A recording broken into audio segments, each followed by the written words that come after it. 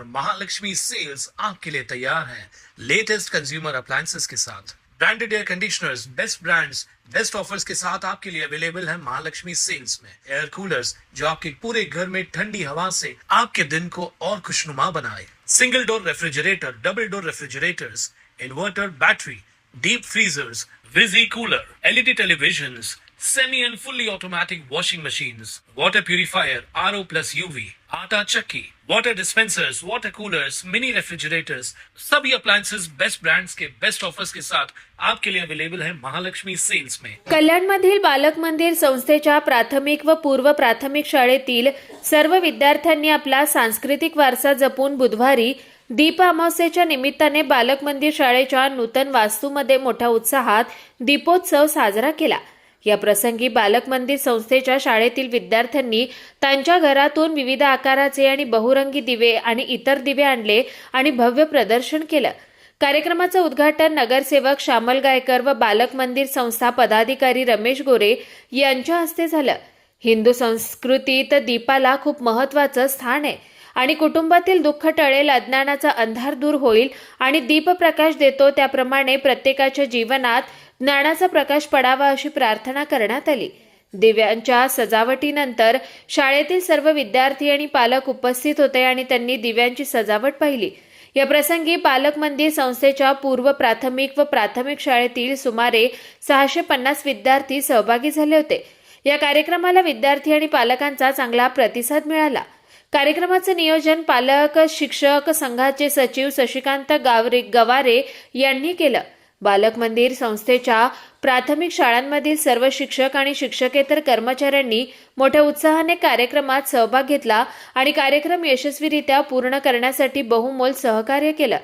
मी बालक मंदिर संस्था कल्याण प्राथमिक शाळेचे मुख्याध्यापिका।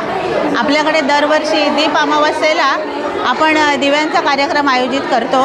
हेतू हा की भारतीय सण जे आहेत ते विद्यार्थ्यांच्या मनावर त्याचा संस्कार व्हावा आणि आजची दीप अमावस्या म्हणजे आपण अमावस्या म्हटलं की अंधार समजतो, परंतु तसं नाही।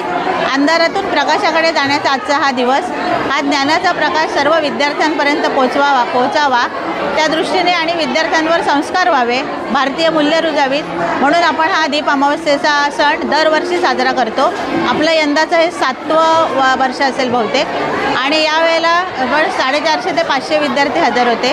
आजच्या कार्यक्रमाचं उद्घाटन आपल्या शाळेचा माजी विद्यार्थी माननीय श्री श्यामल गायकर कल्याणचे नगरसेवक यांनी केलेलं आहे। आपल्या या कार्यक्रमाला संस्थेचे पदाधिकारी सर्व उपस्थित होते। त्यांच्या मार्गदर्शनामुळेच आजचा हा कार्यक्रम खूप छान झालेला आहे।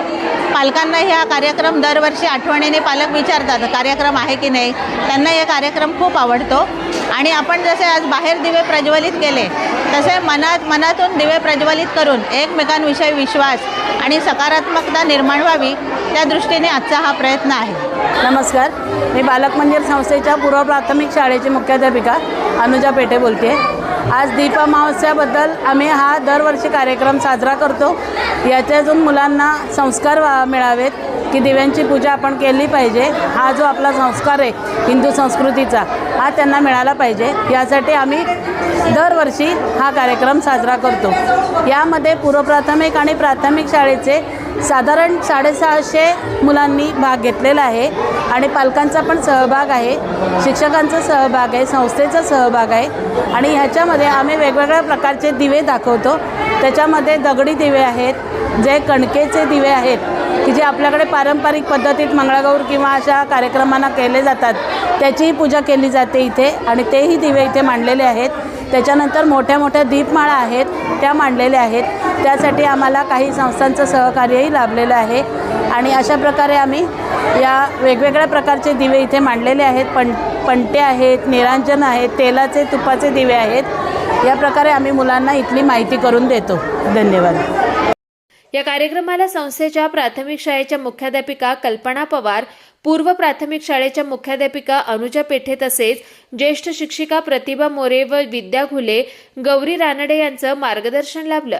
कुणाल म्हात्रे, स्वानंद मीडिया, कल्याण।